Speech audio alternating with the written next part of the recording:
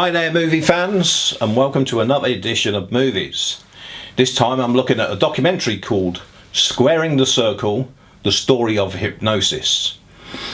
Now you may have to be around my age group to get the full appreciation of this excellent piece of work. But I also think that younger people can get something out of this too. Especially if you're a huge fan of album cover art. Like this iconic cover and this iconic cover. This is a documentary for music fans and art fans, and it's directed by Anton Corbijn. It's on a limited cinema release, but if it's not at your local cinema, there are some streaming channels showing it at the moment. Hipgnosis started designing album art and became one, if not the best at it. Some of their creations include the Pink Floyd Dark Side of the Moon iconic cover. Now I think everyone knows the Dark Side of the Moon prison cover, even if they don't like Pink Floyd. But seriously, who doesn't like Pink Floyd? This album is one of the best-selling albums ever and has possibly the most recognisable cover. This was all done by Hipgnosis. Their album artwork was on so many artists' music sleeves, including Pink Floyd, Led Zeppelin, 10cc, Wings, Wishbone Ash, UFO, AC/DC, Yes, Genesis, Peter Gabriel, ELO, ELP, Rainbow, Black Sabbath, Hawkwind. The list is endless. At their peak, the Hipgnosis guys were almost as famous as the musicians they worked for. And that's how important they were in this era. Hipgnosis changed the music world forever. Hipgnosis were an English art design group based in London, created by Storm Thorgerson and Aubrey Powell in the late 60s. These were two extraordinary guys who at the end of the 60s started to design album covers. They were joined by Peter Christopherson in the 70s and went on into the 80s. And they all became the go-to company to get your album art. People of my generation would sit staring at the album art while listening to the music. Actually, most of us would sit there looking at the art in silence too, because you see the 12-inch of vinyl cover art was part of the package when you paid for the music. It was a thing of beauty in its own right. But alas, all of this is lost today. And it started losing it with the small artwork and sleeve notes you needed glasses to look at with compact discs. And now with downloads, the art is hardly noticed as it's smaller than a postage stamp. Now this documentary follows the story behind these fantastic people and their company.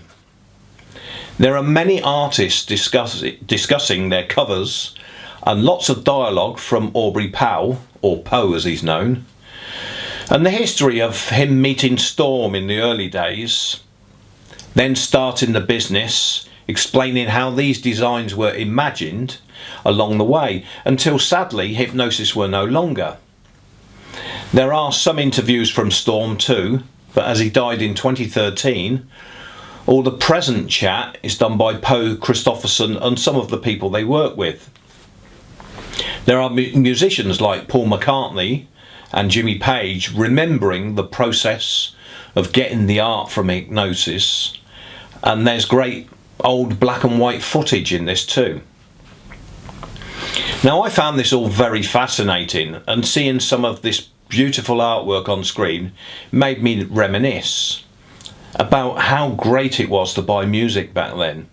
You bought the whole package, not just the music. There was something really special about the sleeve art and notes. And it's a real shame this is not really a thing anymore. It's a massive loss. The documentary goes behind the scenes in a very informative way.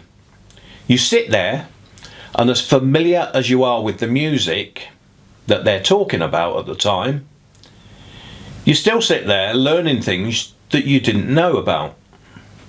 If, like me, you were listening to music in the 70s and 80s, you will find this fascinating. Younger people may get something out of this too. But I think if you live through that era, you will get even more from this.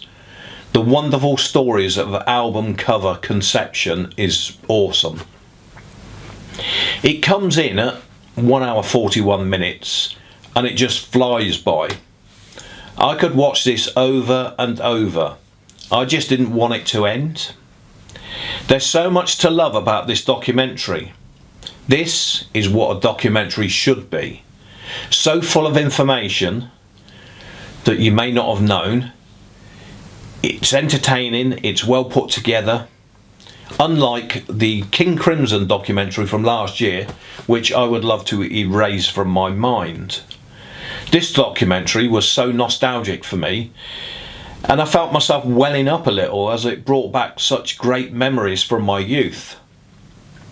You still get album art covers, but it's just not the same, and I can't really think of any that are iconic.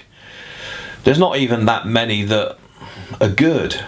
No one seems to put the effort in nowadays. This is a lost art. If only it would come back. It seems like it's too much trouble these days for modern musicians. So I must finish this review so I can go back and watch it again. Yes, it really is that good. And I give it a 9 out of 10. This is a very personal film for me. It's like watching part of my life as I grew up. So please try and see this. It's a must watch. Thanks for listening to me chirping on. Please like and subscribe and look out for our next reviews.